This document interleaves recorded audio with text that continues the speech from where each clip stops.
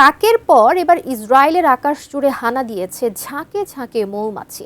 Shopping mall থেকে শুরু করে বাসাবাড়ি, প্রাইভেট কার, এমনকি দরজা জানালার সবকিছুই দখলে নিয়েছে মৌমাছি বাহিনী। শুধু তাই নয়, দেশটির সামরিক বাহিনীর উপরও প্রভাব ফেলেছে এই ক্ষুদ্র কীট বাহিনী। অবস্থা এতটাই ভয়াবহ যে চরম আতঙ্কে ঘরবন্দি পুরো এলাকার মানুষ। কিন্তু হঠাৎ কেন এই ইহুদিবাদীদের ওপর মৌমাছির হানা, নাকি ভয়ঙ্কর কিছুর ইঙ্গিত? বিস্তারিত জানাচ্ছেন এসআই রাজ। ইরান যুদ্ধের মধ্যেই মহাপ্রলয়ের শঙ্কা নিয়ে কালো কাকের দলে ছেয়ে গিয়েছিল ইসরায়েলের আকাশ।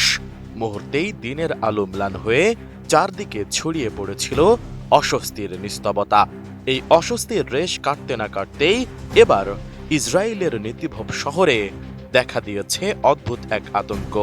ক্ষেপণাস্ত্র বা ড্রোন নয়, হাজার হাজার মৌমাছির বিশাল ঝাঁকে ঢেকে গেছে শহরটির আকাশ। মুহূর্তেই পুরো এলাকা পরিণত হয়েছে আতঙ্কের নগরীতে। 15 এপ্রিল অস্বাভাবিক এই ঘটনায় সাধারণ মানুষের পাশাপাশি দেশটির সামরিক বাহিনীও বড় ধরনের বিড়ম্বনায় পড়ে। ঘরের বাইরে যারা ছিলেন তারা তো আতঙ্কিত হয়েছিলেনই, এছাড়া ঘরবন্দি মানুষও উদ্বিগ্ন হয়ে পড়েন। স্থানীয় কর্তৃপক্ষ বাসিন্দাদের দরজা জানালা বন্ধ করে ভেতরে থাকার নির্দেশ দিয়েছে। দেশের মানুষকে প্রতিদিন সুরক্ষিত রাখার প্রত্যয় নিয়ে এলো সেফ রাউন্ড সুইচ। সামাজিক যোগাযোগ মাধ্যমে ছড়িয়ে পড়া ভিডিওতে দেখা যায় বাণিজ্যিক কেন্দ্রের ব্যস্ত রাস্তা থেকে শুরু করে ঘরবাড়ির বারান্দা সবই যেন দখলে নেয় মৌমাছির বিশাল বাহিনী।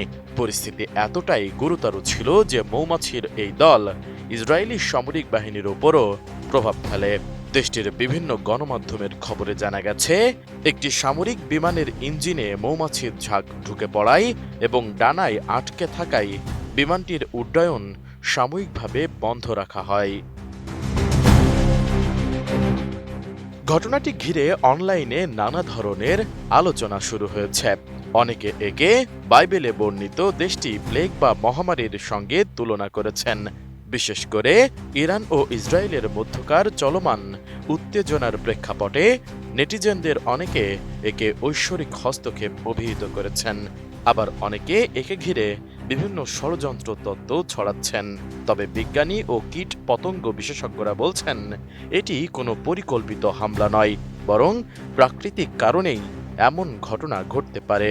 তাদের মতে, প্রাকৃতিক আবাসস্থলের অভাব এবং জলবায়ুর পরিবর্তনের প্রভাবে মৌমাছিরা অনেক সময় শহরের দালান বা দেওয়ালের ফাঁককে নিরাপদ আশ্রয় হিসেবেই বেছে নেয়।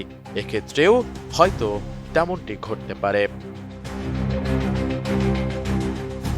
এসআই রাজ, এটিএন নিউজ।